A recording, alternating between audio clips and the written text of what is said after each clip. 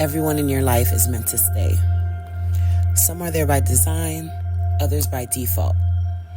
The real question is, are the people around you aligned with your purpose, or are they just present due to proximity?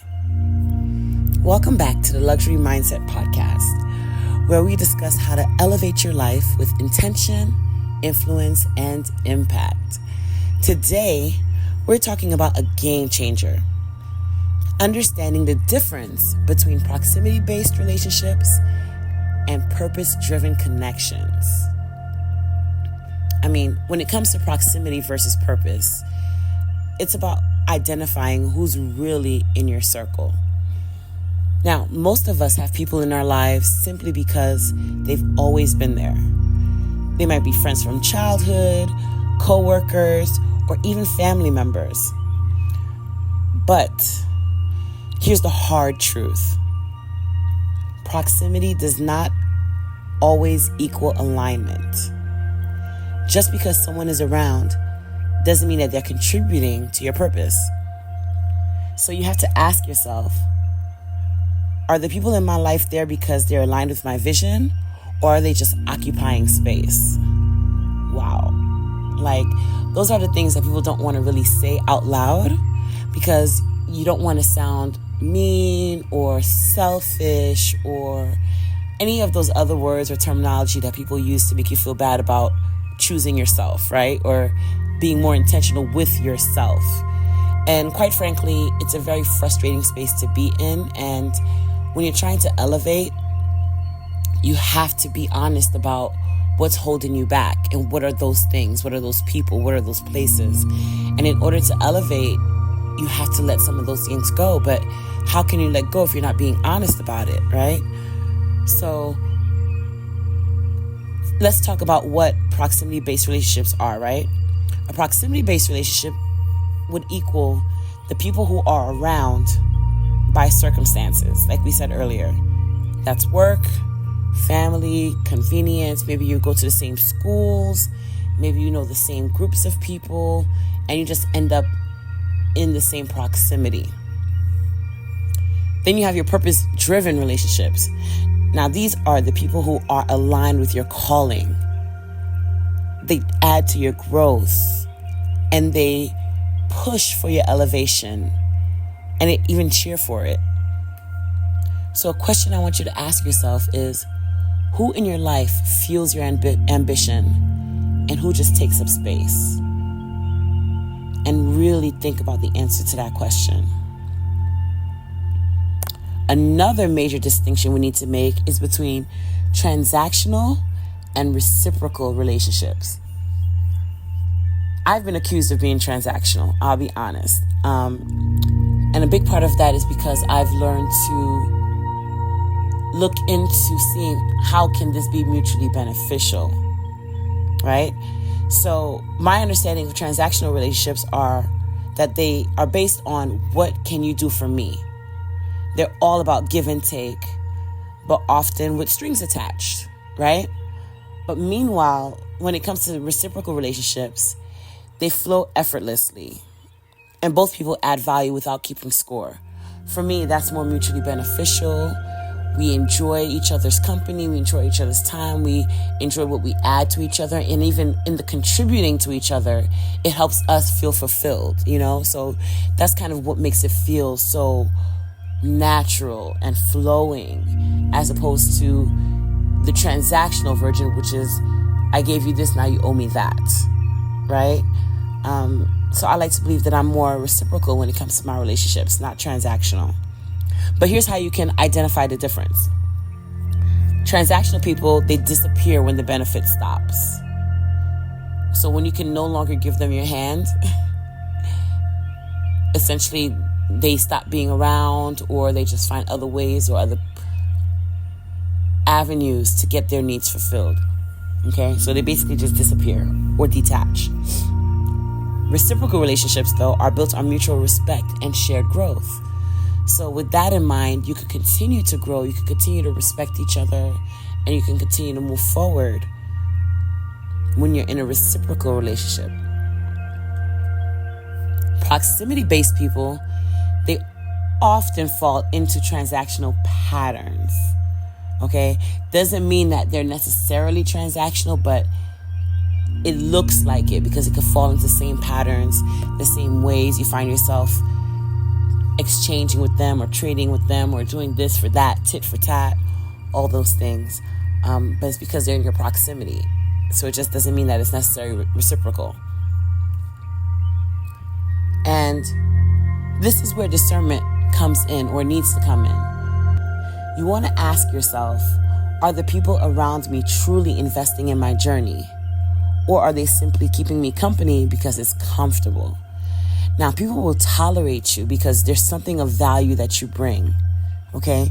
And you have to be very careful with that when you are someone who has gifts and talents and abilities and expertise, because people will want your hand, which are those talents, those gifts, the way that you're able to help them see themselves, position them, help them level up, connect them, all those things. And you just have to make sure that you're comfortable with the way that the situation feels. Because if you can really tap in, you will see that internally you can sense, legit sense, if that person is just trying to keep you around for comfortability, or if they're really invested. But you have to be honest with yourself and be willing to remove yourself based on that answer. Now, let's talk about consistency versus connection and how to not confuse the two. So just because someone is always around you doesn't mean that there's a real connection, okay? It's kind of similar to the false sense of building connection through text messaging. Just because someone can keep texting you and things like that doesn't mean that you're building a connection because you text all the time. And some people, they mistake consistency for closeness. And while consistency is so important to becoming close with someone, you just have to be careful to not think that that's all there is to it. So think about it. How many people in your life have been consistent, yet they don't inspire you, they don't challenge you, nor do they elevate you? You probably don't even admire them. And when you take a look into what admiration is, it's something that you aspire to, that you feel makes you want to be better, want to show up better, want to do more. And not in a jealous way, but in a motivational way. Okay? So signs that you're making consistency stand in the gap for connection. It might be that they're reliable, but there's no real depth to your conversations. So that's more consistent than connection. Or they show up, but they don't challenge you or push you to be better. Or you feel obligated to maintain the relationship rather than inspired by it. Oh, that's a big one. How many times have we found ourselves in a relationship where we feel like we don't want to leave because we don't want to hurt their feelings, or we don't want them to feel some type of way? But it's not because you're inspired to stay. And that is something you definitely have to make sure that you're not doing.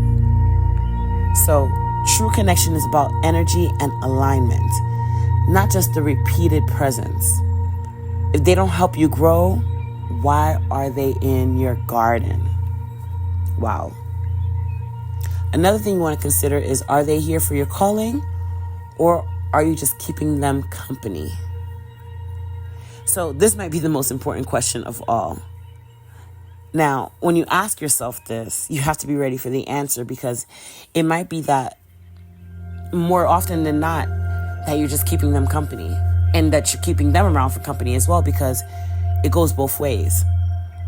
So let's be real. Like, sometimes we hold on to people out of habit, not purpose. But there is a way to discern their difference. Like we said before, purpose-driven people, see, they inspire you, they uplift you, and they align with your vision. Proximity-based people, they stick around because it's easy or convenient, or they're just lazy, or they just have access that they didn't have to work for, All those things fall under that category. Now, your inner circle should challenge you, not just be comfortable. They should want to see you grow, want to see you succeed, and they should be able to check you and tell you when you're doing things that are not supposed to be done. So, if you want to step into your purpose, you have to be willing to let go of what no longer serves you. This is what separates those who live with intention from those who just simply exist. So, I want to challenge you today. I want you to step into your purpose with path to prestige.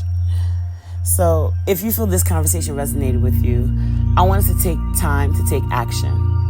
The people in your life should reflect your future, not just your past. This is exactly why we created the Path to Prestige lifestyle program. It was created to help high achievers like you who surround themselves with aligned, person-driven connections while elevating their influence and impact. And for this reason, we want you to understand why so many people stagnate while others elevate. So we want to invite you to the Prestige webinar, which is a webinar that we'll be hosting to uncover the barriers holding you back and how to bridge the prestige gap. You can go ahead and register now. You can visit the Corporate Socialite, or you can go to my events tab, and you'll be able to find more information about it and how you can sign up. Of course, be sure to like, comment, and subscribe for more episodes on luxury, influence, and purpose-driven living. I know they say your network is your net worth, and it is. It truly, truly is. So choose wisely. Luxuriously yours,